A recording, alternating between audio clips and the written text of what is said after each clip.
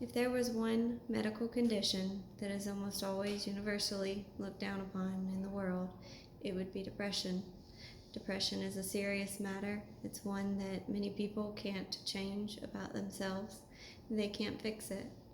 Sometimes a doctor can give you medicine and that helps, and sometimes somebody can be able to fight it on their own through prayer and through God, through friends and through family.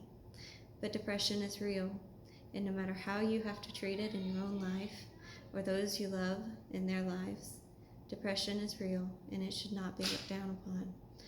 I have been reading a lot in Job. My children and I are studying it out in our homeschool, and Job really touches my heart. I believe there's a lot we can learn from his story. If you don't know about Job's story, then Job basically is tested and tried by the devil. He loses everything: his family, his farm, his animals, his home. He loses everything. And he loses it all, but he still remains faithful to God. He remains true to God, and he remains just honest, and he doesn't doubt God. He doubts the situation, but he does not curse God. He does not get angry with God, and he doesn't sin with his mouth or his body against God. And to be able to go through what he goes through, to lose everything, and to not at all say, but God, I didn't deserve this, or but God, I don't understand why you would do this, and all of these things, Job remained faithful. And I can't imagine that. I can't imagine losing my family, but much less my family, my home, and everything that I own. And Job went through that. And we see in chapter 3 of Job, there's a lot of reading that I could do, but I'm going to kind of skim over some of it, and I'm going to encourage you to go home and to read some on your own. Job is not very long. It's 42 chapters, but they're not all long chapters. They're relatively short, and it's an easy read. So I encourage you to read it. I encourage you to study it out. But as I've been studying it in Job chapter 42, I'm going to go there first. God is pleased with Job. He's pleased with how he remained faithful. He's pleased with how he kept his faith in everything through all that he was in, all that he endured. And he endured those things because God allowed the devil to test him, because God knew that Job would be strong enough, that he could be strong enough. And he trusted in Job to do the right thing, and Job did. Now in chapter 42, I'm going to read a little bit, and it says, starting with verse number 10, "And the Lord turned the captivity of Job when he had prayed for his friends. Also the Lord gave Job twice as much as he had before." And then it goes on past there about what God gives Job. Now God, like it said he gave him twice as much as he had before. Job was amazingly blessed at the end of his trial for what he had went through and what he had endured and how he had kept his faith in God through it all. Whenever we hear the story of Job and we think about all he went through, we think about everything that God allowed to happen to him, we think about what the devil did, and we think about situations even in our own lives, and it's like, well, God, how many more things could go wrong? And Job is a prime example that there's always more that could go wrong. But Job lost it all, and he kept his faith in God.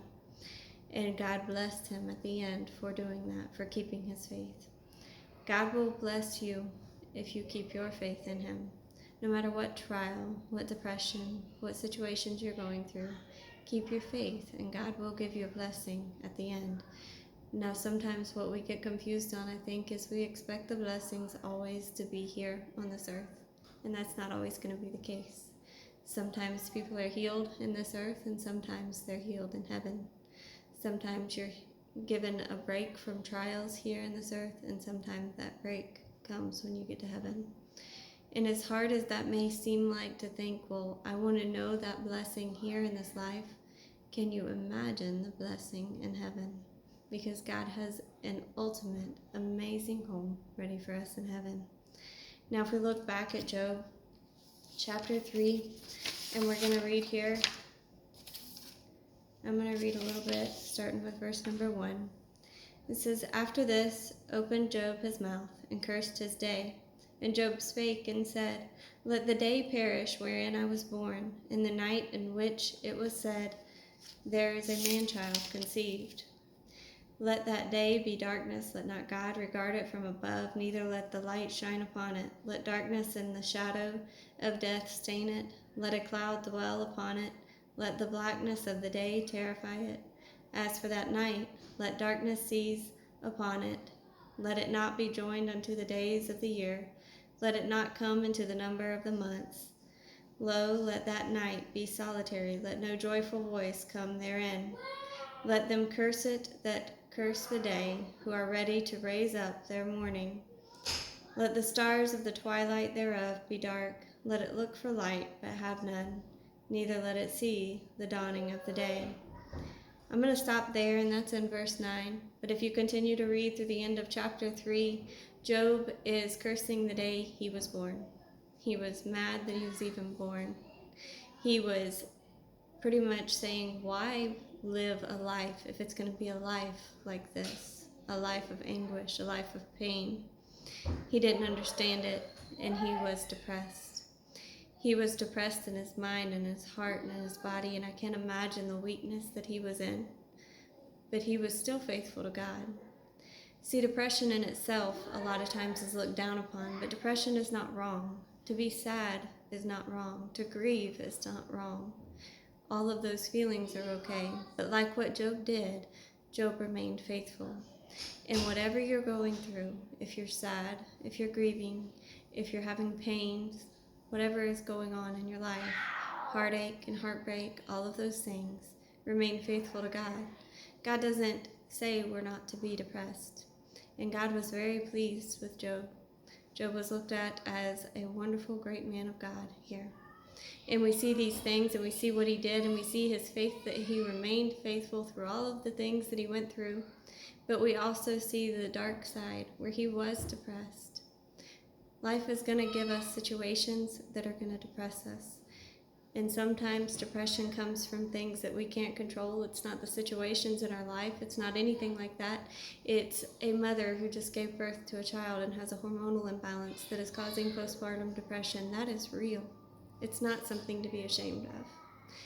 It's people who have had depression and mental illnesses since they were children. That's not to be ashamed of. Depression is real. And God does give wisdom and knowledge to people like doctors and psychiatrists who can treat and who can help those situations.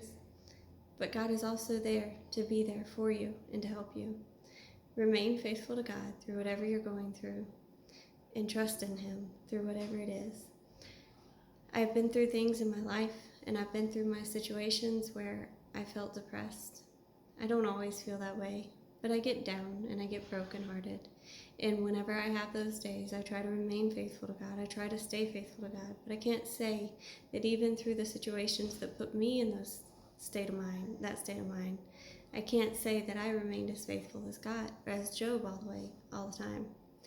I would like to say that I do, but I don't always.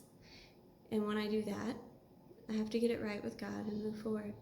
But God is always there, and He's always going to accept us and help us. Just like the story of the prodigal son in the Bible, that father accepted and welcomed back that son that had went wayward. God will always welcome us back. So if you stay faithful during your depression, then that is amazing and wonderful. And I pray that you'll be able to continue that. But if you don't, and you go wayward, and you need to come back to God, then know God will always be there for you. He will always be an ear and a friend and a helping hand, and He'll always touch you and help you in whatever way you need. Depression is a serious conversation.